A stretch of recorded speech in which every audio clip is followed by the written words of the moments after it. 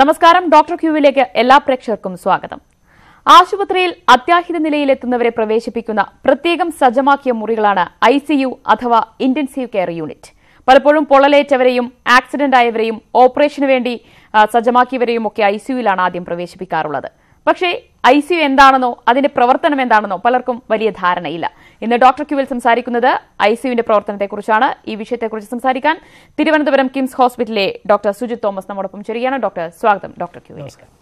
Doctor, ഈ ICU എന്ന് പലപ്പോഴും പല സിനിമകളിലൊക്കെ ICU എന്നൊക്കെ എഴുതി കണ്ടതൊക്കെയാണ്. എനിക്കതേക്കുറിച്ച് അത്രേ ധാരണയുള്ളൂ. എന്താണ് ഡോക്ടർ ഈ ഇന്റൻസീവ് കെയർ യൂണിറ്റ് എന്ന് പറഞ്ഞത്? അതായത് ICU, അതായത് ഇന്റൻസീവ് കെയർ യൂണിറ്റ് അല്ലെങ്കിൽ ഒരു ക്രിട്ടിക്കൽ കെയർ യൂണിറ്റ് എന്ന് വെച്ച് കഴിഞ്ഞാൽ അവിടെ നിന്ന് ഒരു ഏറ്റവും സിക്കായിട്ടുള്ള പേഷ്യൻസ്, അതായത് ഏറ്റവും വളരെ മോശപ്പെട്ട രീതിയിൽ വരുന്ന പേഷ്യൻസിനെ പരിചരിക്കുന്ന സ്ഥലമാണ് ICU. അപ്പോൾ അവിടെ നോർമലി വരുന്ന പേഷ്യൻസ് എന്ന് വെച്ച് കഴിഞ്ഞാൽ അതായത് ഒന്നിൽ കൂടുതൽ ഓർഗൻ ഫെയിലിയേഴ്സ്, അതായത് ഒന്നിൽ കൂടുതൽ അവയവങ്ങളുടെ പ്രവർത്തനം നിലയ്ക്കുന്ന ആൾക്കാർ. അപ്പോൾ അതുപോലെയുള്ള ആൾക്കാരാണ് പൊതുവെ ICUവിൽ വരുന്നത്. ഇപ്പം ഫോർ എക്സാമ്പിൾ അപ്പം നമ്മൾ പറയുകയാണെങ്കിൽ ഇപ്പം ചിലവർക്ക് പനിയായിട്ട് വരും, ഒരു കോമൺ പനിയായിട്ട് വരുന്നു. പനിയായിട്ട് വന്നു കഴിയുന്നവർക്ക് സാധാരണ രീതിയിൽ ആൻറ്റിബയോട്ടിക്സ് ഒക്കെ കൊടുക്കുമ്പോൾ റെസ്പോണ്ട് ചെയ്ത് പോകും. പക്ഷേ ചില പേഷ്യൻസ് എന്താണെന്ന് വെച്ചാൽ ആ ഇൻഫെക്ഷൻ ബ്ലഡിലേക്ക് ചെല്ലുകയും സെപ്സിസ് എന്ന് പറയും, അങ്ങനെ അണുബാധ വരും. അണുബാധ വരുമ്പോഴത്തേക്ക് അത് ബോഡിയിലത്തെ പല പല ഓർഗൻസിനെ, ഫോർ എക്സാമ്പിൾ കിഡ്നിയെ എഫക്ട് ചെയ്യും, ലങ്സിനെ എഫക്ട് ചെയ്യും, ചില ബ്രെയിനിനെ എഫക്ട് ചെയ്യും, അങ്ങനെ പല പല പല ഓർഗൻ ഫെയിലിയേഴ്സ് ആയിട്ട് വരും. അപ്പോൾ അതുപോലെയുള്ള ആൾക്കാരെ നോക്കുന്ന സ്ഥലമാണ് ശരിക്കും പറഞ്ഞാൽ ഒരു ക്രിട്ടിക്കൽ കെയർ യൂണിറ്റ് എന്ന് പറയുന്നത്. അത് ഒരു സൈഡിലുള്ള. ബാക്കിയുള്ളതെന്ന് വെച്ച് കഴിഞ്ഞാൽ ഫോർ എക്സാമ്പിൾ നമുക്ക് മോണിറ്ററിങ്, അതായത് ഭയങ്കര നീഡ് ഫോർ മോണിറ്ററിങ് ഉള്ള, അതായത് ഒരു ആക്സിഡൻറ്റ് പറ്റിയ പേഷ്യൻ്റ് ഇപ്പം വെന്റിലേറ്റർ അല്ലെങ്കിൽ തന്നെ അവർക്ക് നല്ല ബ്ലീഡിങ് കാണും. അപ്പം അതിന് കറക്റ്റ് ടൈം ബ്ലീഡിങ് റെക്കഗ്നൈസ് ചെയ്യുക, ബ്ലീഡിങ്ങിന് വേണ്ടിയുള്ള ബ്ലഡ് പ്രോഡക്ട്സ് കൊടുക്കുക, അതായത് മൾട്ടിപ്പിൾ ബ്ലഡ് പ്രോഡക്ട്സ് കൊടുക്കുക, അതുപോലെ ഒരു കണ്ടിന്യൂസ് ഒബ്സർവേഷനും അതനുസരിച്ച് പെട്ടെന്ന് ആക്ട് ചെയ്യാനുള്ള സജ്ജീകരണമുള്ള സ്ഥലമാണ് ICUവിലൊരു ഒബ്സർവേഷൻ മാത്രമാണ്. അതിലപ്പുറം ഇപ്പോൾ മൾട്ടിപ്പിൾ ഓർഗൻ ഫെയിലിയർ ഒക്കെ ആയി കഴിഞ്ഞാൽ ICUവിലാണല്ലോ പ്രവേശിപ്പിക്കുന്നത്. അവിടെ ഈ ഓർഗൻസിനുള്ള ഒരു സപ്പോർട്ടിംഗ് സിസ്റ്റം ആണ് അവിടെ ഉള്ളത്, അതോ വെറും ഒബ്സർവേഷൻ മാത്രമാണ് അവിടെ? അല്ല, അത് ബേസിക്കലി നമ്മൾ ഉദ്ദേശിക്കുന്നതെന്ന് വെച്ച് കഴിഞ്ഞാൽ ഇപ്പോൾ ഒരു ഓർഗൻ ഫെയിലിയർ ഡയഗ്നോസ് ചെയ്യുകയാണെങ്കിൽ നമ്മൾ അതിന് വേണ്ടി സപ്പോർട്ട് കൊടുക്കണം. അതായത് ലൈഫ് സപ്പോർട്ട് പല മെഷീൻസ് ഉണ്ട്. ഫോർ എക്സാമ്പിൾ ഇപ്പം ലങ്സ് പ്രവർത്തിക്കുന്നില്ല, നല്ല രീതിയിൽ ആൾ ശ്വാസം എടുക്കുന്നില്ല, ബ്ലഡിലത്തെ ഓക്സിജൻ ലെവൽ കുറവ്, അതായത് ഹൈപ്പോക്സിയ എന്ന് പറയും, അല്ലെങ്കിൽ ശ്വാസം എടുക്കുന്ന കുറവ് കാരണം ബ്ലഡിലത്തെ കാർബൺ ഡൈ ഓക്സൈഡ് കൂടുന്നു. അങ്ങനത്തെ ആൾക്കാർ വരുമ്പോൾ അവർക്ക് വെന്റിലേറ്ററിന്റെ സഹായം വേണം. അതൊരു ലൈഫ് സപ്പോർട്ട്. അല്ലാതെ ഈ ICUവിനകത്തുള്ള ഒരു സപ്പോർട്ടിംഗ് മെഷീൻ മാത്രമാണ് വെന്റിലേറ്റർ. പിന്നെ അത് കൂടാഞ്ഞിട്ട് രണ്ടാമതിപ്പം കിഡ്നിയുടെ ഫങ്ഷൻസ് ഇല്ല, അപ്പോൾ അവിടുന്ന് നെക്സ്റ്റ് സ്റ്റെപ്പ് എന്ന് വെച്ചാൽ ഡയാലിസിസ്, അതൊരു മെഷീൻ. പിന്നെ ഇതെല്ലാം കൂടാഞ്ഞിട്ട് നല്ല ലെവലിലുള്ള ഹൈ ലെവൽ മോണിറ്ററിംഗ് ഉണ്ട്. മോണിറ്ററിംഗ് എന്ന് വെച്ചാൽ ഇപ്പം ICU മോണിറ്റേഴ്സ് എന്നൊക്കെ പറഞ്ഞു കഴിഞ്ഞാൽ അതിൻ്റെ അകത്ത് including beat to beat BP വരെയും മെഷർ ചെയ്യാൻ പറ്റുന്ന ഒരു ഇതാണ് ICUവിലുള്ള മോണിറ്ററിംഗ് സിസ്റ്റം. പിന്നെ ഇത് എല്ലാം കൂടാഞ്ഞിട്ട് ബേസിക്കലി ICUവിൽ വേറെ ഒരു മെയിൻ ഇതെന്ന് വെച്ച് കഴിഞ്ഞാൽ പണ്ടത്തെ ഒരു കൺസെപ്റ്റ് പോലൊക്കെ ഞാൻ ഡോക്ടർ ഞാൻ പറയുന്ന പോലൊക്കെ എന്നുള്ളൊരു കൺസെപ്റ്റ് ഇല്ല. ICU എന്ന് വെച്ച് കഴിഞ്ഞാൽ അവിടെയുള്ള ഓരോരോ ആൾക്കാരും ഇൻവോൾവ് ഒരു പേഷ്യൻ്റെ കെയറിൽ. അതായത് ബേസിക്കലി നേഴ്സാണെങ്കിലും നേഴ്സാണ് ഏറ്റവും കൂടുതൽ ഒരു പേഷ്യൻറ്റുമായിട്ട് ഇൻവോൾവ് ആയിട്ടുള്ള ആൾ. ഡോക്ടേഴ്സ് ഇപ്പം ഫോർ എക്സാമ്പിൾ ഓർഡേഴ്സ് കൊടുക്കും, പക്ഷേ അതെല്ലാം ഫോളോ ചെയ്യേണ്ട നേഴ്സ്. അത് കൂടാഞ്ഞിട്ട് പല പല ആൾക്കാരുണ്ട്. ഫോർ എക്സാമ്പിൾ ഇപ്പം വെന്റിലേറ്റർ കാര്യങ്ങളൊക്കെ നോക്കാൻ വേണ്ടി റെസ്പിറേറ്ററി തെറാപ്പിസ്റ്റ് എന്ന് പറഞ്ഞ ഒരു സ്പെഷ്യലിസ്റ്റ് ഉണ്ട് അവർ. പിന്നെ അത് കൂടാഞ്ഞിട്ട് പിന്നുള്ളതെന്ന് വെച്ചാൽ ഫിസിയോതെറാപ്പി, അതായത് ഒരു ലെവലൊക്കെ കഴിയുമ്പോൾ പേഷ്യൻറ്റ് ബെറ്ററായി വരുമ്പോഴത്തേക്ക് അവരെ മൊബിലൈസ് ചെയ്യാനും അങ്ങനത്തെ കാര്യം. പിന്നെ ICUവിലത്തെ ഇൻഫെക്ഷൻസിൻ്റെ കാര്യങ്ങളൊക്കെ നോക്കാൻ വേണ്ടി ഒരു ICU ഇൻഫെക്ഷൻ നേഴ്സ് കാണും. പിന്നെ ഇതിൻ്റെ അപ്പുറം ഏറ്റവും ഇമ്പോർട്ടൻ്റ് ആയിട്ടുള്ളതെന്ന് വെച്ചാൽ ക്രിട്ടിക്കലി അതായത് ഇത്രയും മോശപ്പെട്ട രീതിയിലൊക്കെ വരുന്ന ആൾക്കാർക്ക് ഏറ്റവും ഇമ്പോർട്ടൻ്റ് എന്ന് വെച്ചാൽ ന്യൂട്രീഷൻ, അതായത് ഫുഡ്. അതിനുവേണ്ടി ഒരു സ്പെഷ്യലൈസ്ഡ് ടീം തന്നെയാണ്, ന്യൂട്രീഷൻ സപ്പോർട്ട് ടീം എന്ന് പറഞ്ഞ ഒരു ടീം തന്നെ കാണും. അങ്ങനെ ഒരു പലരും കൂടി ചേർന്നാണ് ഒരു മൾട്ടി ഡിസിപ്ലിനറി അപ്രോച്ചിലാണ് ഒരു ബേസിക്കലി ഒരു ICUവിലൊരു പേഷ്യൻ്റെ നമ്മൾ കെയർ ചെയ്യുന്നത്. ഓക്കെ ഡോക്ടർ, ഇപ്പോൾ ICUവിനകത്ത് തന്നെ ഡോക്ടർ പറഞ്ഞു ഒരുപാട് ഉപകരണങ്ങളുണ്ടെന്ന് പറഞ്ഞു. അതിൽ ഓരോന്ന് എടുക്കുമ്പോൾ വെന്റിലേറ്ററാണ് ഏറ്റവും കൂടുതൽ നമ്മൾ കേട്ടിട്ടുള്ളതൊക്കെ. അത് എന്തൊക്കെ സപ്പോർട്ടിങ് ഇതാണ് ഉപയോഗിക്കുന്നത്, ഏതൊക്കെ അവസരങ്ങളിലാണ് ഉപയോഗിക്കുന്നത്? അപ്പം വെന്റിലേറ്ററിന് പറയുകയാണെങ്കിൽ പൊതുവെ രണ്ട് കാര്യങ്ങൾ. ഒന്നെങ്കിൽ ബോഡിയിലത്തെ ഓക്സിജൻ ലെവൽ കുറയാം, നമ്മളതിനെ ഹൈപ്പോക്സീമിയ എന്ന് പറയും. അപ്പോൾ ഹൈപ്പോക്സീമിയ ഉള്ള പേഷ്യൻസിന് ബ്ലഡിലത്തെ ഓക്സിജൻ ലെവൽ കുറവാണ്. സാധാരണഗതിയിൽ കാണുന്നതെന്ന് വെച്ചാൽ ഇപ്പം നേരത്തെ പറഞ്ഞ പോലെ ഒരു ഇൻഫെക്ഷൻ വന്ന ആൾ അണുബാധ വന്നു, അത് ലങ്സിനെ ബാധിക്കുമ്പോൾ ലങ്സിൽ നീർക്കെട്ട് പോലേക്ക് വരും, അപ്പം പൊതുവെ ഓക്സിജൻ ലെവൽ കുറയും. അല്ലെങ്കിൽ പിന്നുള്ളതെന്ന് വെച്ചാൽ ഇപ്പോൾ ഹാർട്ടിൻ്റെ പ്രവർത്തനം കുറയുമ്പം ചിലപ്പം പമ്പിങ് കുറയുമ്പം ഈ ലങ്സിൽ നീർക്കെട്ടാം. അതുപോലൊക്കെ ഉള്ളവർക്ക് ഓക്സിജൻ ലെവൽ കുറവായിരിക്കും. അതുപോലെയുള്ള അത് ഒരു സെറ്റ് ആൾക്കാർ. മറ്റേ സെറ്റ് ആൾക്കാരെന്ന് വെച്ച് കഴിഞ്ഞാൽ ചിലവർ ആഡിക്വേറ്റ്ലി ബ്രീത്ത് ചെയ്യത്തില്ല. ബ്രീത്ത് ചെയ്യത്തില്ലെന്ന് വെച്ച് കഴിഞ്ഞാൽ അതിന് മെയിൻലി ഉള്ളതെന്ന് വെച്ചാൽ ഫോർ എക്സാമ്പിൾ സ്ട്രോക്ക് ഒക്കെയുള്ള പേഷ്യൻസ്, അതായത് തലയിൽ ബ്ലഡ് ക്ലോട്ടായിട്ട് സ്ട്രോക്ക് വരുന്ന പേഷ്യൻസിന് പൊതുവെ എന്താ പറ്റുകയെന്ന് വെച്ച് കഴിഞ്ഞാൽ അവർക്ക് നമ്മൾ വിചാരിക്കുന്ന രീതിയിൽ ശ്വാസം എടുക്കാൻ പറ്റത്തില്ല. അപ്പം അവരെ സപ്പോർട്ട് ചെയ്യാനുള്ള വെന്റിലേറ്ററാണ്. പിന്നെയുള്ള എന്ന് വെച്ചാൽ നമ്മൾ ഈ ആസ്മ, COPD എന്നുള്ള അസുഖങ്ങളൊക്കെ ഉണ്ട്. COPD എന്നൊക്കെ വെച്ചാൽ ഒരു ക്രോണിക് ലങ്ങിൻ്റെ ഒരു അസുഖമാണ്. അപ്പോൾ അതുപോലെയൊക്കെയുള്ള COPD അസുഖങ്ങളിലൊക്കെ ചിലപ്പോൾ ഈ കാർബൺ ഡൈ ഓക്സൈഡ് അവർക്ക് വിചാരിക്കും ചെറിയൊരു ഇൻഫെക്ഷൻ വരുമ്പോഴത്തേക്ക് ബോഡിയുടെ ബാലൻസ് തെറ്റി ഒരു കാർബൺ ഡൈ ഓക്സൈഡ് ബിൽഡപ്പ്, അതുപോലെയൊക്കെയുള്ളവരെ ഹെൽപ്പ് ചെയ്യാൻ വെന്റിലേറ്റർ യൂസ് ചെയ്യാറുണ്ട്. പിന്നെ ഇതൊന്നും അല്ലാതെ ചിലവർക്ക് ഈ ബ്രെയിനിൻ്റെ ഇപ്പം ഈ നല്ല ഫോർ എക്സാമ്പിൾ ഈ ആക്സിഡൻറ്റ് കേസ് അതുപോലെയൊക്കെയുള്ള ബ്രെയിൻ ഇഞ്ചുറീസ് ഉള്ളവർക്ക് ഉപയോഗിക്കും.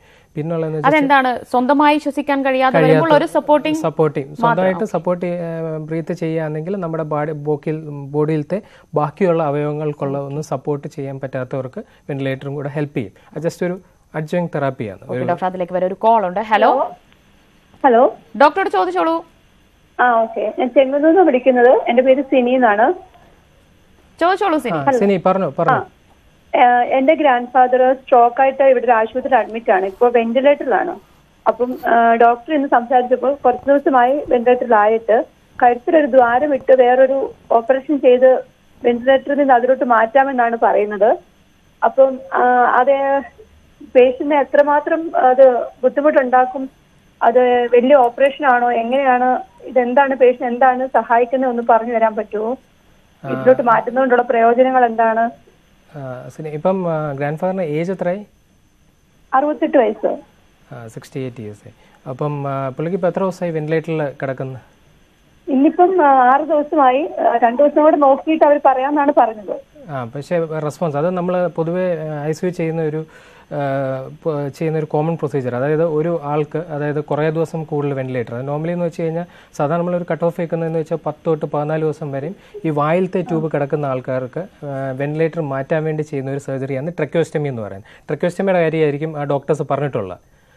അപ്പോൾ ഈ ട്രക്കിയോസ്റ്റമി എന്ന് വെച്ച് കഴിഞ്ഞാൽ നമ്മുടെ കഴുത്തിൻ്റെ ഇവിടെ ചെറിയൊരു ഹോൾ ഉണ്ടാക്കിയിട്ട് ഈ വായിലത്തെ ട്യൂബ് മാറ്റിയിട്ട് അങ്ങോട്ട് കണക്ട് ചെയ്യും. അപ്പോൾ അതിൻ്റെ അഡ്വാൻറ്റേജസ് എന്താണെന്ന് വെച്ചാൽ ഒന്നെന്ന് വെച്ച് കഴിഞ്ഞാൽ നമുക്ക് ആസ് ഏർലി ആസ് പോസിബിൾ ആളിനെ വെന്റിലേറ്ററിൽ നിന്ന് മാറ്റാൻ പറ്റും. അപ്പോൾ വെന്റിലേറ്ററിൽ നിന്ന് മാറ്റി കഴിഞ്ഞ് കഴിഞ്ഞാൽ നല്ല ബ്രീത്തിങ് ഉള്ള ഒരാളാണെങ്കിൽ വെന്റിലേറ്ററിൽ നിന്ന് മാറ്റാൻ പറ്റും.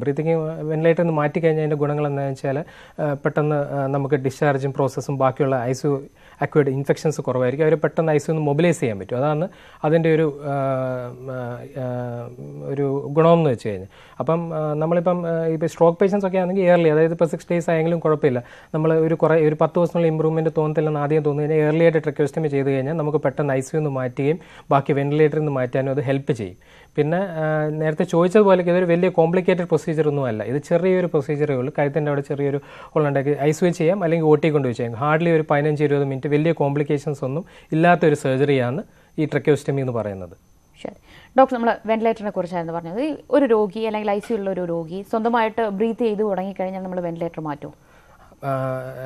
ഏറ്റവും പ്രധാനം ഇതിനേക്കാളും സ്വന്തമായിട്ട് ബ്രീത്ത് ചെയ്യുന്നതിനേക്കാളും ഇമ്പോർട്ടൻ്റ് എന്ന് വെച്ചാൽ ആ ആൾ എന്ത് അസുഖം കാരണമാണ് വെന്റിലേറ്ററിൽ ആയത്, ആ അസുഖം ഏത് രീതിയിൽ റെസ്പോണ്ട് ചെയ്യുന്നുണ്ടോ, അതായത് നമ്മുടെ ട്രീറ്റ്മെൻറ്റിന് റെസ്പോണ്ട് ചെയ്യുന്നുണ്ടോ.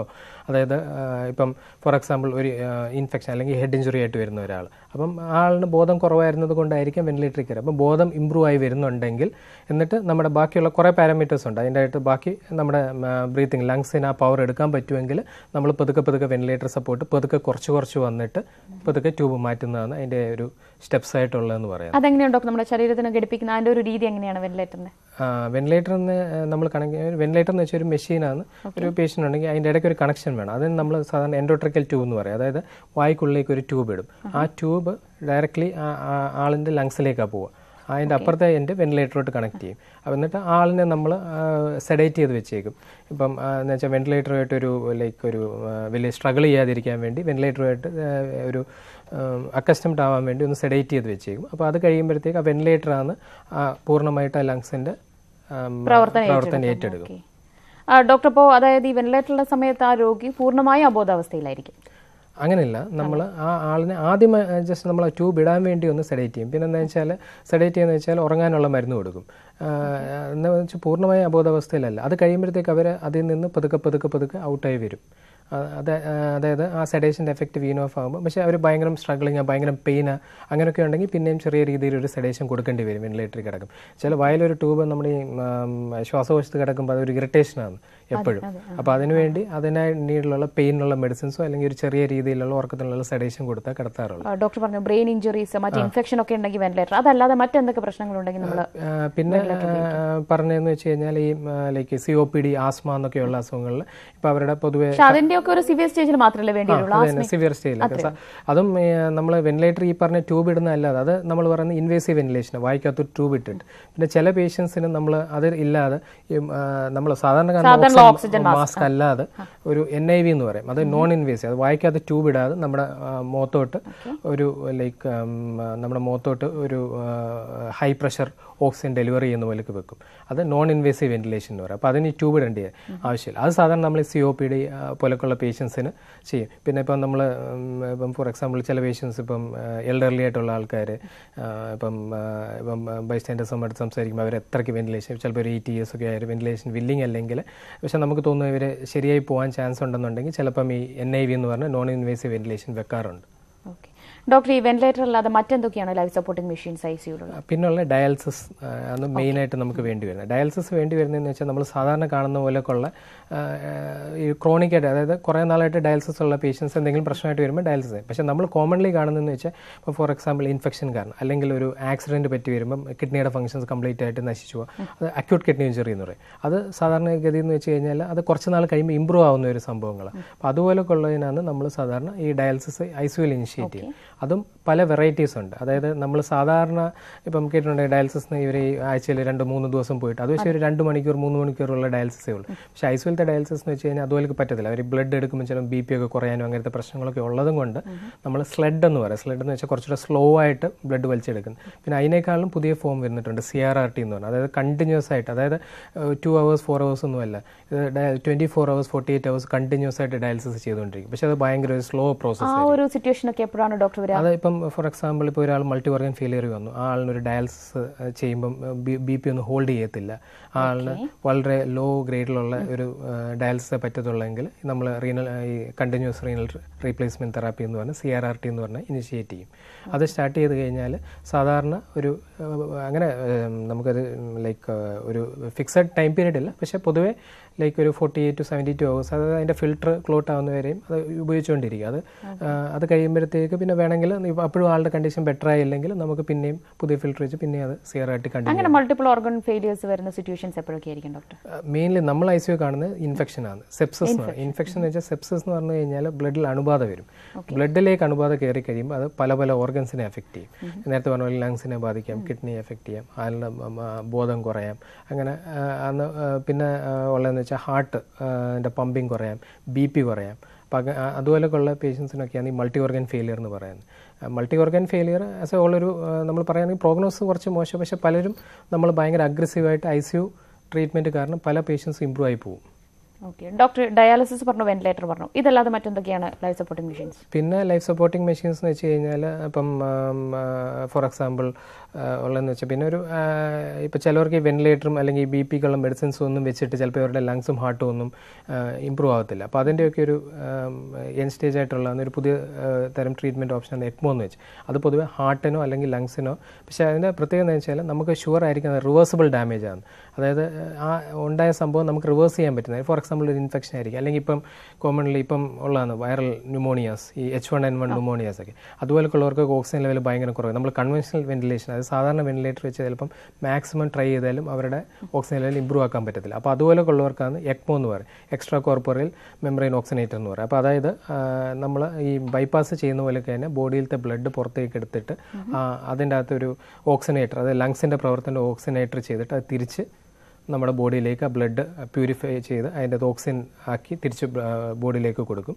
അത് നമ്മൾ സാധാരണ പറഞ്ഞ VV ECMO എന്ന് പറയും. മറ്റേ അതിനെക്കാളും കുറച്ചുകൂടെ ഒരു ഇതായിട്ടുള്ള വെന്റിലേറ്ററിനെക്കാളും അപ്ഡേറ്റഡ് ആണോ? വെന്റിലേറ്ററിനെക്കാളും ഭയങ്കരമായിട്ട് അപ്ഡേറ്റഡ് ആയിട്ടുള്ള പക്ഷേ ആളിന് വെന്റിലേറ്ററിൽ മാക്സിമം സപ്പോർട്ടിലും ഇംപ്രൂവ് ആവാത്ത പേഷ്യൻസിനെയാണ് നമ്മൾ പൊതുവെ ECMOയിൽ ഇടാറുള്ളത്. ഡോക്ടർ ഒരു കോൾ ഉണ്ട്. ഹലോ ഹലോ ഡോക്ടറോട് ചോദിച്ചോളൂ. ഹലോ ഹലോ ഹലോ ഡോക്ടർ, പറഞ്ഞു. ഞാൻ വർക്കലയിൽ ശിശുപാലനാണ്. ഞാൻ വർക്കലയിൽ ശിശുപാലനാണ്. ശരി, പറഞ്ഞോളൂ ശിശുപാലൻ. അതായത് എന്റെ ഒരു അളിയന് കൊല്ലത്താണ് എന്റെ സഹോദരി കൊണ്ടുപോയിരിക്കുന്ന കൊല്ലത്താണ്. കഴിഞ്ഞ വർഷം അളിയന് സുഖമില്ല, ഇത്തിരി സീരിയസ് എന്ന് പറഞ്ഞുകൊണ്ട് ഡോക്ടർമാർ പറഞ്ഞ് ഏതെങ്കിലും നല്ല ആശുപത്രി കൊണ്ടുപോകാൻ പറഞ്ഞു. അങ്ങനെ തിരുവനന്തപുരത്തുള്ള ഒരു സ്വകാര്യ ആശുപത്രി കൊണ്ടുപോകുന്നവരെ സംസാരിക്കുമായിരുന്നു. അതിനുശേഷം നമ്മളൊക്കെ ചെല്ലുമ്പോൾ 3 ദിവസം വരെ നമ്മൾ കയറുകയും ഇറങ്ങുകയും ചെയ്തു. എന്നിട്ട് അതുവരെ സംസാരിച്ചിട്ടില്ല. മോൻ വരുന്നെന്ന് പറഞ്ഞത് കൊണ്ട് ആ 3-ന്റെ അന്ന് മോൻ വന്ന് കണ്ടതിന് ശേഷമാണ് നമുക്ക് ബോഡിയായിട്ട് തന്നത്. അത് മരിച്ചതായിട്ട്. അങ്ങനെ വെച്ചേക്കാറുണ്ടോ? അത് പൊതുവെ ശിശുപാലൻ എനിക്ക് മനസ്സിലായി. അത് ബേസിക്കലി ഒരിക്കലും സംഭവിക്കാത്തൊരു കാര്യമാണ്. ഒരാൾ മരിച്ച ആളിനെ വെന്റിലേറ്ററിലിടാൻ ഒരു ഡോക്ടേഴ്സും പൊതുവെ അലോ ചെയ്യുന്ന ഒരു കാര്യമല്ല. പിന്നെ ആൾ കയറി ചെല്ലുമ്പോൾ ചിലപ്പോൾ അനങ്ങാതിരിക്കുന്ന അല്ലെങ്കിൽ റെസ്പോണ്ട് ചെയ്യാതിരിക്കുന്നതിൻ്റെ കാരണം എന്ന് വെച്ചാൽ ഞാൻ നേരത്തെ പറഞ്ഞ ഈ വെന്റിലേറ്ററിലുള്ള പേഷ്യൻസ് ഒക്കെ ആകുമ്പം അവർ സെഡേഷനൊക്കെ കൊടുക്കും. അപ്പോൾ സെഡേഷനൊക്കെ കൊടുത്ത് കിടത്തിയത് കൊണ്ട് ആയിരിക്കാം നമ്മൾ വിളിക്കുമ്പോഴൊന്നും റെസ്പോൺസ് ഇല്ലാത്തത്. പക്ഷേ ഒരാളിൻ്റെ ഹാർട്ട് സ്റ്റോപ്പായി, അതായത് ഹൃദയം നിന്ന് പോയാൽ മാത്രമേ ആളെ മരിച്ചതായിട്ട് നമുക്ക് ഡിക്ലെയർ ചെയ്യാൻ പറ്റത്തുള്ളൂ. അപ്പോൾ ഹൃദയം സ്റ്റോപ്പായ ഒരു ആളിനെ ഒരു ഡോക്ടർ പോലും ഒരിക്കലും വെന്റിലേറ്റർ സപ്പോർട്ട് ജസ്റ്റ് ഇട്ട് വെച്ചുകൊണ്ടിരിക്കാറില്ല. ഓക്കെ, ശരി ഡോക്ടർ. നമുക്ക് മറ്റ് സംശയങ്ങളിലേക്ക് ഡോക്ടർ ക്യൂവിലേക്ക് വീണ്ടും. ഡോക്ടർ, നമ്മൾ ICU-നകത്തെ ലൈഫ് സപ്പോർട്ടിംഗ് മെഷീൻസിനെ കുറിച്ച് പറഞ്ഞു. പക്ഷേ നമ്മളൊരു സാധാരണ ഒരു OP വാർഡിലൊക്കെ ഇരിക്കുന്നത് പോലെയല്ല അവിടെയുള്ള പേഷ്യൻസിനെ നമ്മൾ ഡീൽ ചെയ്യുന്നത്. ഈ ICU-നകത്തായാലും പുറത്തുനിന്നുള്ളവരൊന്നും ഒരിക്കലും പ്രവേശിപ്പിക്കാറില്ല. അതൊക്കെ എന്തുകൊണ്ടാണ്? അതിനകത്തെ നിയന്ത്രണങ്ങളൊക്കെ എങ്ങനെയാണ് ഡോക്ടർ? ശരിക്കും പറയുകയാണെങ്കിൽ ICU വിസിറ്റിംഗ് ടൈം ഉണ്ട്. വിസിറ്റിംഗ് ടൈം ഉള്ള ടൈമിൽ, അതായത് ICU-ലാണെങ്കിൽ നമുക്ക് വിസിറ്റ് ചെയ്യാം, പുറത്തുനിന്നുള്ളവർക്ക് അകത്ത് കയറി കാണാം. അകത്ത് കയറി കാണുമ്പം പൊതുവേ എന്താ വെച്ചാൽ 2 നേരം, അതായത് ഡോക്ടേഴ്സിനോട് ഒന്ന് സംസാരിക്കാനും പിന്നെ സാധാരണ ഒരു ഈവനിങ് ടൈമിൽ വന്ന് സാധാരണ കയറി കാണുന്നു. അപ്പം കയറി കഴിയുമ്പോൾ ആളുടെ കണ്ടീഷനും കാര്യങ്ങളൊക്കെ പറയുന്ന പോലെയൊക്കെ ഒരു എക്സ്പ്ലനേഷനും കാര്യങ്ങളൊക്കെ കൊടുക്കാറുണ്ട്. പിന്നെ ഉള്ളതെന്ന് വെച്ചാൽ നമ്മൾ ഈ സിനിമയ്ക്കകത്തൊന്നും കാണുന്ന പോലെയൊക്കെ ഒരു കണ്ണാടിക്കകത്തൂടെ അല്ല കാണുന്നത്. അവർ അടുത്ത് പോയി പേഷ്യൻസിനെ കാണാൻ പറ്റും. പിന്നെ ആക്ച്വലി ഈ വിസിറ്റേഴ്സ് റെസ്ട്രിക്ഷൻ വെക്കുന്നതെന്ന് വെച്ച് കഴിഞ്ഞാൽ പൊതുവേ ഈ ICU-ലുള്ള പേഷ്യൻസിന് സാധാരണ ആൾക്കാരെക്കാൾ ഈ പ്രതിരോധ ശക്തി ഭയങ്കര കുറവായിരിക്കും. അവർക്ക് ഇൻഫെക്ഷനുള്ള ചാൻസ് കൂടുതൽ. അത് ഒരു പാർട്ടാണ്. പിന്നെ രണ്ടാമത്തേന്ന് വെച്ച് കഴിഞ്ഞാൽ ICU എന്ന് വെച്ച് കഴിഞ്ഞാൽ ഒരു സ്റ്റാഗ്നൻ്റ് ആയിട്ടിരിക്കുന്ന ഏരിയ അല്ല. അവിടെ എപ്പോഴും ഒരു ആക്ടിവിറ്റീസ് നടന്നുകൊണ്ടിരിക്കും. ചിലപ്പം ഇടയ്ക്കായിരിക്കും ഒരു പേഷ്യൻറ്റ് ബാഡ് ആവുന്നു, അപ്പം നമുക്ക് വെന്റിലേറ്ററിലാക്കുമോ, അല്ലെങ്കിൽ ചിലപ്പം അവർക്ക് ഹാർട്ട് സ്റ്റോപ്പ് ആകുമ്പോൾ ആർട്ടിഫിഷ്യലായിട്ട് ഹാർട്ട് പമ്പ് ചെയ്യുക, അങ്ങനെ പല കാര്യങ്ങൾ ചെയ്തുകൊണ്ടിരിക്കും. അപ്പോൾ അതിൻ്റെ ഇടയ്ക്ക് വിസിറ്റേഴ്സിനെ കയറ്റാൻ ഒരു ബുദ്ധിമുട്ടുണ്ട്. പക്ഷേ അതായിരുന്നാലും ഇപ്പോഴത്തെ ഒരു അവസ്ഥയിൽ ഇപ്പം പല സ്റ്റഡീസും വന്നിട്ടുണ്ട്. അതിൻ്റെ അകത്ത് പ്രൂവ് ചെയ്യുന്നതെന്ന് വെച്ച് കഴിഞ്ഞാൽ ബൈസ്റ്റാൻഡേഴ്സ് കുറച്ച് ലൈക്ക് ഒരു ലിബറൽ വിസിറ്റിംഗ്, അതായത് റെസ്ട്രിക്ഷൻ അല്ല, ലിബറൽ വിസിറ്റിംഗ്, അതായത് കയറി കാണുകയാണെങ്കിൽ അത് പേഷ്യൻ്റ് ഇമ്പ്രൂവ്മെൻറ്റിലും സാധാരണ കുറച്ചുകൂടെ ഫാസ്റ്റ് ആക്കുക എന്നുള്ളതാണ് ഇപ്പോഴത്തെ സ്റ്റഡീസ് കാണിക്കുന്നത്. അപ്പോൾ അതിൻ്റെ ഭാഗം എന്ന് വെച്ച് കഴിഞ്ഞാൽ ഇപ്പം നമ്മൾ ബൈസ്റ്റാൻഡർ കാണിക്കുകയെന്ന് വെച്ച് കഴിഞ്ഞാൽ ഒരു കുറേ ബൈസ്റ്റാൻഡേഴ്സ് അല്ലേ. ഇപ്പോൾ ആ ബൈസ്റ്റാൻഡേഴ്സിന് റെസ്പോൺസിബിളായിട്ട് ഇപ്പം ഒരാൾ ഒരു എൽഡർലി ആണെങ്കിൽ ആളുടെ മകനോ അല്ലെങ്കിൽ വൈഫോ ആരെങ്കിലും അവരെ സ്ഥിരമായിട്ട് കാണുന്നെങ്കിൽ അവരിപ്പം സാധാരണ ആൾക്കാരെക്കാളും കുറച്ച് നേരം കൂടെ കൂടുതൽ ഇപ്പോൾ ICU സ്പെൻഡ് ചെയ്താലും കുഴപ്പമില്ല. ഇപ്പം പക്ഷെ എന്തെങ്കിലും ആക്ടിവിറ്റീസ് എല്ലാം വരികയാണെങ്കിൽ ഇറങ്ങേണ്ടി വരും. അല്ലാതെ ഇപ്പം കുറച്ച് നേരത്തെ സ്പെൻഡ് ചെയ്താലും കുഴപ്പമില്ല. അത് ചിലപ്പം ആൾക്കാർ ബോധാവസ്ഥയിലൊക്കെ വന്നു കഴിയുമ്പോൾ അവരുടെ റിക്കവറി നല്ലപോലെ. ഡോക്ടർ, ഏത് തരത്തിലുള്ള ഇൻഫെക്ഷൻസ് വരാൻ സാധ്യതയുണ്ട് ഇപ്പോൾ ആ സമയത്തായാലും? ഇപ്പം അതിപ്പം പറഞ്ഞ പോലെയൊക്കെ ഇപ്പം ഈ വരുന്ന ആൾക്കാരൊക്കെ പല ഏരിയസിനൊക്കെ വരുന്നത് കൊണ്ട് ചിലപ്പം ഫോർ എക്സാമ്പിൾ അവർക്കൊരു കോമൺ കോൾഡും എല്ലാം ആയിരിക്കും. പക്ഷേ കോമൺ കോൾഡ് അവർക്ക് കോമൺ കോൾഡായിട്ടായിരിക്കും. പക്ഷേ ഈ രോഗിക്ക് വരുമ്പോഴത്തേക്ക് അത് ചിലപ്പോൾ ഒരു നല്ല ന്യൂമോണിയ ആയിട്ട് മാറാം. അങ്ങനത്തെ ഒരു ഇത് പ്രശ്നങ്ങളുണ്ട്.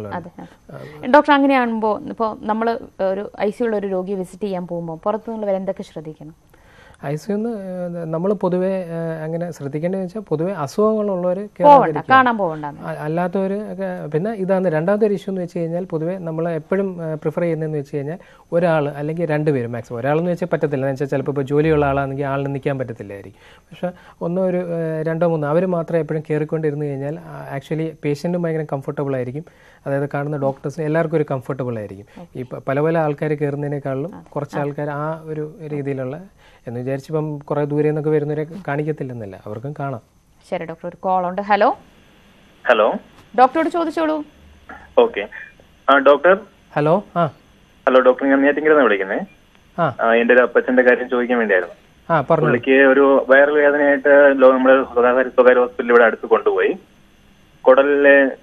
കുടലിൽ ബ്ലോക്ക് ആയിട്ട് സർജറി ചെയ്തു. അപ്പൊ അതിന്റെ സർജറി കഴിഞ്ഞ് അവരുടെ ICU-ലേക്കാണ് മാറ്റിയത് ആദ്യം. അപ്പൊ ICU മാറ്റി അവിടെ ഒരു 3 ദിവസം കഴിഞ്ഞു ഇപ്പോ. അപ്പോ ഇന്നലെ അവര് വൈകിട്ടോടെ വെന്റിലേറ്ററിൽ അവർ മാറ്റി. എന്നാൽ അത് കഴിഞ്ഞിട്ട് രാവിലെ പേഷ്യന്റ് നമ്മൾ എന്റെ അപ്പച്ചൻ നോക്കി പോകുമ്പോ അവര് സംസാരിക്കുന്നത് നമ്മളെ മനസ്സിലാകുന്നില്ല. ഓക്കെ. പരസ്പര ബന്ധമില്ലാത്ത കാര്യങ്ങൾ സംസാരിക്കുന്നു, ആരും എന്നെ മനസ്സിലായില്ല, അങ്ങനെ. അപ്പം എങ്ങനെ പേരെങ്ങനെ? പേര് എന്റെ പേര് രതീഷാണ്. രതീഷ്, ഏജ് പുള്ളിക്ക് കുറച്ച് എൽഡർലി അല്ലേ? അതെ, 74 വയസ്സ് ഇപ്പൊ കഴിഞ്ഞു. ഓക്കെ, ഇത് നമ്മൾ ഐസിയുവിൽ സ്ഥിരം കാണുന്ന ഒരു പ്രോബ്ലമാണ്. അതായത് ബേസിക്കലി ഇപ്പം ഐസിയു ഡെലീറിയം എന്നാണ് ഇതിന് പറയുക. അതായത് കുറച്ച് പ്രായമുള്ള ആൾക്കാർ പൊതുവേ ഐസിയുവിലൊക്കെ കിടക്കുമ്പോഴത്തേക്ക് ഐസിയുവിലത്തെ അറ്റ്മോസ്ഫിയർ കാരണം അവർക്ക് കുറേ ദിവസം കഴിയുമ്പം ചിലപ്പം ഒരു ഐസിയു ഡെലീറിയത്തിലേക്ക് പോകും. അതായത് അവരുടെ ഒരു നോർമൽ റൂട്ടീൻ തെറ്റുന്നതും കൊണ്ട് അവർ ചിലപ്പോൾ ഒരു ഐസിയു ഡെലീറിയത്തിലേക്ക് പോകും. അപ്പം അത് ഒരു സ്ഥിരമായി കാണുന്ന ഒരു പ്രോബ്ലമാണ്. ഇപ്പം ഫോർ എക്സാമ്പിൾ ഇപ്പോൾ അവർ സർജറി സൈഡിൽ നിന്നെല്ലാം ഓക്കെ ആണെന്ന് പറയുകയാണെങ്കിൽ, വേറെ ഇൻഫെക്ഷൻ്റെ കാര്യമൊക്കെ സെറ്റിൽഡ് ആണെങ്കിൽ പൊതുവേ ഇങ്ങനെ വരുന്നത് ഐസിയു ഡെലീറിയം എന്നുള്ളൊരു കൺസെപ്റ്റാണ്. അപ്പം ഐസിയു ഡെലീറിയം നമ്മൾ കാണുകയാണെങ്കിൽ തന്നെ പുള്ളി എങ്ങനെ ഭയങ്കര ബഹളമുണ്ടോ അതോ കാമായിട്ട്? ബഹളം നമ്മൾ പോകുമ്പോൾ ബഹളമില്ല സാർ, അവരൊരു നൈറ്റിലെ ബഹളം ഉണ്ടായിരുന്നു പറഞ്ഞു. അപ്പം ഈ സാധാരണ രീതിയിലൊക്കെ ബഹളമൊക്കെ ഉണ്ടെങ്കിൽ നമ്മൾ ചെറിയ രീതിയിലുള്ള സെഡേഷൻ, ഡെക്സ്മെറ്റോമോഡിൻ എന്നൊക്കെ പറഞ്ഞ് പല സെഡേഷൻസ് ഉണ്ട്, അത് കൊടുത്തിട്ട് കിടത്തുക. അത് കഴിഞ്ഞിട്ട് ഇവർക്ക് സാധാരണ രീതിയിൽ ഈ സൈക്കാട്രിക് മെഡിസിൻസ് ഒന്നും ആവശ്യം വരത്തില്ല. പക്ഷെ ഭയങ്കര വയലൻ്റ് ഒക്കെ ആണെങ്കിൽ ഒരു ലോ ഡോസ് നമുക്ക് സൈക്കാട്രിക് ഉപയോഗിക്കുന്ന മെഡിസിൻസ് ചിലപ്പോൾ ആഡ് ചെയ്യാറുണ്ട് ഈ ഐസിയു ഡെലീറിയം കൺട്രോൾ ചെയ്യാൻ വേണ്ടി. ഇതിനുള്ള ട്രീറ്റ്മെൻറ്റ് വെച്ച് കഴിഞ്ഞാൽ ആൾ ബെറ്റർ ആവുന്നിടത്തോളം സ്പീഡിൽ ഐസിയു ഒന്ന് മാറ്റുക എന്നുള്ളതാണ് അതിന്റെ ഒരു ട്രീറ്റ്മെന്റ് എന്ന് പറയുന്നത്. ഡോക്ടർ, ഇത് പലരും ചോദിച്ചുള്ള ഒരു ചോദ്യമായിരുന്നു. ഈ ഐസിയുയിൽ കുറേ നാൾ കിടന്നു കഴിഞ്ഞാൽ പിന്നീട് അങ്ങോട്ട് പരസ്പര ബന്ധമില്ലാതെ സംസാരിക്കുന്നു, കാര്യങ്ങൾ മനസ്സിലാക്കാനുള്ള ബുദ്ധിമുട്ട്, അതെന്തുകൊണ്ടാണ് ഡോക്ടർ? അത്രയും നാൾ ഐസിയുയിൽ ഒരു ലൈഫ് സപ്പോർട്ടിംഗ് മെഷീൻസിന്റെ കൂടെ ജീവിച്ചതിന്റെ ഒരു ബുദ്ധിമുട്ടാണോ അത് പിന്നീട് റിക്കവറി ആയി വരില്ലേ? വരും. അത് ബേസിക്കലി ഞാൻ ഇപ്പം രതീഷ് പറഞ്ഞ പോലെ ഐസിയു ഡെലീറിയം എന്ന് പറയും. അത് എല്ലാവർക്കും ഉണ്ടാവണമെന്നുണ്ടോ? എല്ലാവർക്കും ഇല്ല. പ്രത്യേകിച്ചുള്ള ആൾക്കാരെന്ന് വെച്ച് കഴിഞ്ഞാൽ എൽഡർലി ആൾക്കാർ, പ്രായമുള്ള ആൾക്കാർ, അതായത് പൊതുവെ ഹോസ്പിറ്റലൊന്നും കിടക്കാതെ അതർവൈസ് ആക്റ്റീവായിട്ടുള്ള ഒരാൾ, ഇപ്പോൾ ഒരു 60+ 70 ഇയേഴ്സ് ഉള്ള ആൾ ഐസിയുവിൽ അഡ്മിറ്റ് ചെയ്ത് കഴിയുമ്പോൾ എന്തോ പ്രശ്നം വെച്ചാൽ അവരുടെ റൂട്ടീൻ കംപ്ലീറ്റ്ലി മാറുകയാണ്. അതായത് അവർക്ക് അറിയാവുന്ന ഒറ്റ ഒരാളെ കാണാറില്ല, കുറേ യൂണിഫോം ഇട്ട് സ്റ്റാഫിനെ കാണും, ഡോക്ടേഴ്സിനെ കാണും, പിന്നെ അവരുടെ അറിയാവുന്നവരെ ആരെയും കാണുന്നില്ല. പിന്നുള്ളതെന്ന് വെച്ച് കഴിഞ്ഞാൽ ഈ ഡേ നൈറ്റ് ഡിഫറൻസിയേഷൻ, അതായത് രാവിലെ എപ്പോഴാണ് രാത്രി എപ്പോഴാണ് ഒരു സമയം അറിയത്തില്ല, എപ്പോഴും ഒരു ആർട്ടിഫിഷ്യൽ ലൈറ്റിങ്ങിലാണ് അവരിയ്ക്കുന്നത്.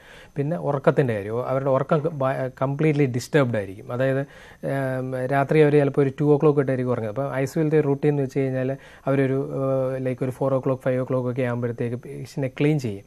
കുളിപ്പിക്കുന്നതിന് പകരമായിട്ട് കംപ്ലീറ്റ് ആയിട്ട് ബോഡിയൊക്കെ നല്ല സോപ്പ് വാട്ടർ വെച്ച് ക്ലീൻ ചെയ്യും. അപ്പം എഴുന്നേക്കും, അങ്ങനെ എല്ലാം കൊണ്ട്. പിന്നെ ഈ അലാംസിൻ്റെ സൗണ്ട്, പിന്നെ ഉള്ളതെന്ന് വെച്ച് കഴിഞ്ഞാൽ ഈ പുതിയ പേഷ്യൻസ് വരുമ്പോൾ ഉള്ള ഒരു അതിൻ്റെ ബഹളം, അതെല്ലാം കൂടെ കേൾക്കുമ്പോഴത്തേക്ക് അവരുടെ സ്ലീപ്പ് ഭയങ്കര ഡിസ്റ്റർബ്ഡ് ആയിരിക്കും. അതിനെ ഐസിയു ഡെലീറിയം. അപ്പോൾ ഐസിയു ഡെലീറിയം സാധാരണ മാറ്റാനുള്ള രീതി എന്ന് വെച്ച് കഴിഞ്ഞാൽ, ഒന്നെന്ന് വെച്ച് കഴിഞ്ഞാൽ ഈ ലിബറൽ വിസിറ്റിംഗ്, ബൈസ്റ്റാൻഡേഴ്സിനെ കൂടുതൽ അകത്ത് കയറ്റുക എന്നുള്ള ഒരു ഇത്. അതായത് അവർക്ക് കംഫർട്ടബിൾ ആയിട്ടുള്ള ബൈസ്റ്റാൻഡേഴ്സിനെ കൂടുതൽ ഐസിയുവിൽ അകത്തേക്ക് കയറ്റുക. പിന്നെ രണ്ടാമെന്ന് വെച്ച് കഴിഞ്ഞാൽ അവരെ ഫോർ എക്സാമ്പിൾ നല്ലപോലെ ഉറങ്ങാൻ സമ്മതിക്കുക. അതായത് ഇപ്പം നമ്മളൊക്കെ ഇപ്പോൾ എന്താണെന്ന് വെച്ചാൽ ഒരു നൈറ്റിൽ ഈ ലൈറ്റിംഗ് ഇപ്പം മാറ്റാറുണ്ട്. അതായത് കംപ്ലീറ്റ്ലി ലൈറ്റ് അല്ലാതെ ഡേ നൈറ്റ് അനുസരിച്ച് ലൈറ്റ് ഡിം ആക്കി കൊടുക്കാം. അപ്പം അങ്ങനത്തെ ഒരു കൺസെപ്റ്റ് അറ്റ്മോസ്ഫിയർ അത് തന്നെ. അപ്പം ആൾ നാച്ചുറൽ സ്ലീപ്പിലേക്ക് പോകും. എന്നിട്ട് രാവിലെ ഒരു 5 o'clock 6 o'clockന് ശേഷം ആളെ എഴുന്നേൽപ്പിച്ച് ഈ ബാത്തൊക്കെ കൊടുക്കാറുള്ളൂ. അപ്പം വാഷൊക്കെ ചെയ്യാറുള്ളൂ. അപ്പം ആളിന് കുറച്ചുകൂടെ സ്ലീപ്പ് കിട്ടും. പിന്നെ ഉള്ളതെന്ന് വെച്ച് കഴിഞ്ഞാൽ പൊതുവേ ഇപ്പം നമുക്കിപ്പം അവരുടെ ബൈസ്റ്റാൻഡേഴ്സിന് ചോദിച്ചു കഴിഞ്ഞാൽ അറിയാം, ഇപ്പോൾ ആൾ വായിക്കുന്ന ഒരാളാണ്, അപ്പോൾ അവരുടെ വീട്ടിലത്തെ ബുക്സൊക്കെ കൊണ്ട് കൊടുക്കുക, ന്യൂസ് പേപ്പറൊക്കെ കൊടുക്കുക, അങ്ങനത്തെ. പിന്നെ ചില ഇപ്പം ഓൾഡായിട്ടുള്ള ആൾക്കാരാണെങ്കിൽ ചിലപ്പോൾ ചെറിയ പിള്ളേരെ അവരിപ്പോൾ സ്കൂളിലത്തെ ആക്ടിവിറ്റീസ് പടം വരച്ചൊക്കെ കൊണ്ട് അതൊക്കെ കൊണ്ട് വന്ന് കാണിക്കുക. പിന്നെ ക്ലോക്ക് കാണിച്ചു കൊടുക്കുക, ഇത് ഇപ്പോൾ ഇതാണ് ടൈം, ഇപ്പോഴത്തെ ടൈം ഇപ്പം ഈവനിങ് ആയി, അപ്പം നമ്മൾ അതുപോലെയൊക്കെയുള്ള കാര്യങ്ങൾ അങ്ങനെ ചെയ്ത് കഴിയുമ്പോൾ അവർ പൊതുവെ വലിയ പ്രശ്നമൊന്നും ഇല്ലാതെ ആ ഡെലിവറി അങ്ങ് സെറ്റിലാവും. എന്നിട്ട് നമ്മുടെ ജനറൽ കണ്ടീഷൻ ഇമ്പ്രൂവ് ആകുമ്പോൾ നമ്മൾ ഐസിയുന്ന് പൊതുവെ അങ്ങ് ആളിനെ മാറ്റി കഴിഞ്ഞ് കഴിഞ്ഞാൽ ആൾ നല്ല റിക്കവറി ആയിരിക്കും. ഡോക്ടർ, ഒരു ഐസിയുവിൽ ഒരുപാട് പേരുണ്ടാവുമല്ലോ ഒരു ഐസിയു യൂണിറ്റിനകത്ത് തന്നെ. ഓരോ രോഗിക്കും ഇത്ര നേഴ്സ് ഡോക്ടർ എപ്പോഴും കൂടെ ഉണ്ടാവും? ഇപ്പം നമ്മൾ അതിനെപ്പറ്റി പറയുകയാണെങ്കിൽ ബേസിക്കലി ഒരു സിക്കായിട്ടുള്ള പേഷ്യൻറ്റ്, അതായത് ഇപ്പം മൾട്ടിപ്പിൾ വെന്റിലേറ്റർ ഉണ്ട്, ഇപ്പം ഡയാലിസിസ് ഉണ്ട്, അങ്ങനെ മൾട്ടിപ്പിൾ ലൈഫ് സപ്പോർട്ടുള്ള ഒരു പേഷ്യൻറ്റിന് എന്തൊക്കെയായാലും ഒരു ഇൻ്റർനാഷണൽ ഗൈഡ് ലൈനൊക്കെ അനുസരിച്ചിട്ട് ഒരു നേഴ്സ് വേണം, കൂടെ വേണം എപ്പോഴും. അപ്പം എന്താണെന്ന് വെച്ചാൽ അവരുടെ എന്താണെന്ന് വെച്ചാൽ ഈ നമ്മൾ സാധാരണ പോലെ സ്റ്റേബിൾ ആയിരിക്കത്തില്ല. അവരുടെ ഓരോരോ ഇപ്പം ഞാൻ പറഞ്ഞ മോണിറ്ററിങ്ങിൻ്റെ അകത്ത് ബീറ്റ് ടു ബീറ്റ് വരും BP നോക്കാം. ചിലപ്പം BP കുറയും, ചിലപ്പം നമ്മൾ മെഡിസിൻസ് BP കൂടാം. അപ്പം അതുകൊണ്ട് ഒരു കണ്ടിന്യൂസ് മോണിറ്ററിങ് വേണം. ചിലപ്പോൾ ഒരു സിക്കായിട്ടുള്ള പേഷ്യൻ്റ് വന്നാൽ ചിലപ്പോൾ ഒന്നായിരിക്കത്തില്ല, ചിലപ്പം 2 നഴ്സുമാരൊക്കെ ആ പേഷ്യൻറ്റിനെ നോക്കേണ്ടി വരും. പിന്നെ ഡോക്ടർ, ഈ ലൈഫ് സപ്പോർട്ടിംഗ് മെഷീൻസ് ഉണ്ടെങ്കിലും ആ രോഗിയുടെ അവസ്ഥ വീണ്ടും മോശമാവാനുള്ള സ്ഥിതിയുണ്ട്. ഇൻഫെക്ഷൻസ് ഒക്കെ കൂടാനും നമ്മുടെ ഓർഗൻസിന്റെ അവസ്ഥ വീണ്ടും പരിതാപകരമാവാനൊക്കെയുള്ള അവസ്ഥയുണ്ടാവും. ചാൻസ് ഉണ്ട്. അതായത് അതെന്തുകൊണ്ടാണ് അപ്പോഴും നമ്മളൊരു ലൈഫ് സപ്പോർട്ടിംഗ് മെഷീൻ കൊടുത്തിട്ടും അങ്ങനെ ആവാനുള്ള ഒരു സ്ഥിതി? അത് ബേസിക്കലി ഇപ്പം എൻ്റെ ഒരു സിമ്പിൾ എക്സാമ്പിൾ വെച്ചാൽ ഇൻഫെക്ഷൻ ഉള്ളപ്പം ഒരാൾ അതാണ് ഏറ്റവും കോമൺലി മൾട്ടി ഓർഗൻ ഫെയിലിയർ ആയിട്ട് വരുന്നത്. അപ്പോൾ അതുപോലെ ഉള്ളവർക്ക് എന്തോ പ്രശ്നം എന്ന് വെച്ച് കഴിഞ്ഞാൽ ഇപ്പം നമ്മൾ അതിൻ്റെ പൊതുവെയുള്ള ഒരു കൺസെപ്റ്റ് എന്ന് വെച്ച് കഴിഞ്ഞാൽ നമ്മൾ ഈ സെപ്സിസ് ഉള്ളവർക്ക് ഒരു 60 to 70% ആൾക്കാർ സർവൈവ് ചെയ്യത്തുള്ളൂ. ഒരു 30-40% ആൾക്കാർ നമ്മൾ ഇൻസ്പൈറ്റ് ഓഫ് ബെസ്റ്റ് ട്രീറ്റ്മെൻറ്റ് കൊടുത്താലും ഇപ്പോൾ ഗ്ലോബലൈസേഷൻ ആയതുകൊണ്ട് ഇപ്പോൾ എല്ലാ ആൻറ്റിബയോട്ടിക്കും അമേരിക്ക കിട്ടുന്ന ആൻറ്റിബയോട്ടിക് ഇന്ത്യയിലും കിട്ടും. പക്ഷേ ആൻറ്റിബയോട്ടിക്സ് കൊടുത്താലും ആൻറ്റിബയോട്ടിക്സ് എല്ലാം ചെയ്തില്ല, നമ്മുടെ ബോഡിയുടെ ഒരു മെക്കാനിസം കൂടെ വേണം. അപ്പോൾ എല്ലാവരും അത് ഒരേ രീതിയിൽ റെസ്പോണ്ട് ചെയ്യണമെന്നില്ല. ചിലവർ നല്ല രീതിയിൽ റെസ്പോണ്ട് ചെയ്യും, പ്രത്യേകിച്ച് ഈ പ്രായം കുറഞ്ഞ ആൾക്കാർ നല്ല രീതിയിൽ റെസ്പോണ്ട് ചെയ്യും, പ്രായം കൂടിയ ആൾക്കാർ റെസ്പോണ്ട് ചെയ്യും. പക്ഷേ അത് നമുക്ക് ജനറലൈസ് ചെയ്യാൻ പറ്റില്ല, അസുഖത്തിൻ്റെ തീവ്രതയിൽ ഡിപ്പെൻഡ് ചെയ്യും. ചിലവർ നല്ല പ്രായമുള്ളവരും ചിലപ്പോൾ റിക്കവർ ചെയ്തു പോകും, ചില പ്രായം കുറഞ്ഞ ആൾക്കാർ മൾട്ടിപ്പിൾ ഓർഗൻ ഫെയിലിയേഴ്സ് ഉണ്ട്.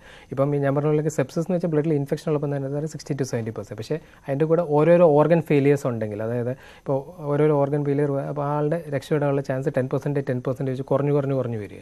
ഓക്കെ, തീർച്ചയായും ഞാൻ സമയക്കുറവുണ്ട് ഇടപെടുകയാണ്. ICU എന്ന് പലപ്പോഴും ഇപ്പോഴാണ് ഇതിനകത്ത് ഇത്രത്തോളം പ്രവർത്തനങ്ങളും ബാക്കി മോണിറ്ററിംഗ് കാര്യങ്ങളൊക്കെ നടക്കുന്നുണ്ടെന്ന് അറിഞ്ഞത്. വളരെയധികം നന്ദി ഡോക്ടർ, ഞങ്ങളുടെ അതിഥിയായി എത്തിയത്.